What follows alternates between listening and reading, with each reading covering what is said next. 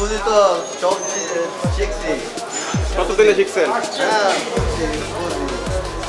কতদিন সময় লাগবে শিখতে? হ্যাঁ মিয়ানমারের সশস্ত্র সংগঠন Arakan Rohingya salvation army Archer প্রধান আতাউল্লাহ আবু আম্মার জুলুনিকে গ্রেফতার করেছে র্যাব।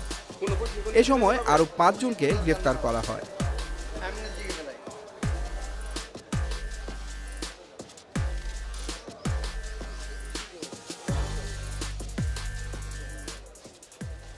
সোমবার ১৭ মার্চ ভোরে নারায়ণগঞ্জের সিদ্ধিরগঞ্জ থেকে তাদের গ্রেফতার করা হয় বলে নিশ্চিত করেন নারায়ণগঞ্জের পুলিশ সুপার এসপি প্রত্যুষ কুমার মজুমদার। আতাউল্লাহ ছাড়া বাকি সবাই কক্সবাজারের রোহিঙ্গা ক্যাম্পে বসবাস করতেন। তাদের সাথে সিদ্ধিরগঞ্জের ভূমিপল্লী আবাসিক এলাকার বাসিন্দা মনিরুজ্জামানকেও গ্রেফতার করা হয়েছে। আদালতে সরকারি কৌঁসুলি জানান, আসামিরা নারায়ণগঞ্জ ও ময়মনসিংহ সহ দেশের বিভিন্ন এলাকায় নাশকতামূলক অপরাধ কর্মকাণ্ড সংগঠিত করার উদ্দেশ্যে গোপন বৈঠক করে আসছিল। র্যাব ও পুলিশের তথ্য ছিল, আসামিরা সিদ্ধিরগঞ্জের ভূমিপল্লী আবাসন এলাকার একটি বহুতল ভবনে গোপন বৈঠক করেছেন। পরে সেখানে অভিযান চালিয়ে তাদের গ্রেফতার করা হয়। এ সময় আসামিদের কাছ থেকে ২১,৩৯,১০০ টাকা উদ্ধার করা হয়।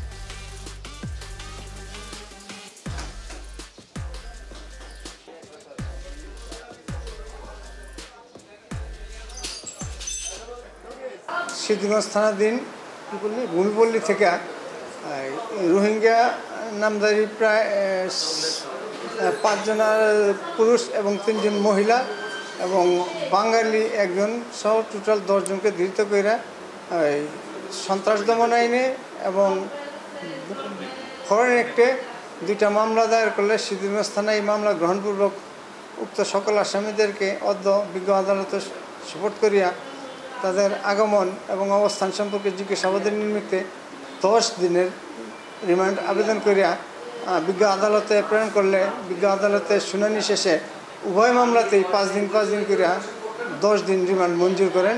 আসামিরা এখন কারাগারে যাবে, কারাগার থেকে আইন প্রয়োজনে তাদেরকে জিজ্ঞাসাবাদের জন্য সংশ্লিষ্ট থানায় নিয়ে যাবে।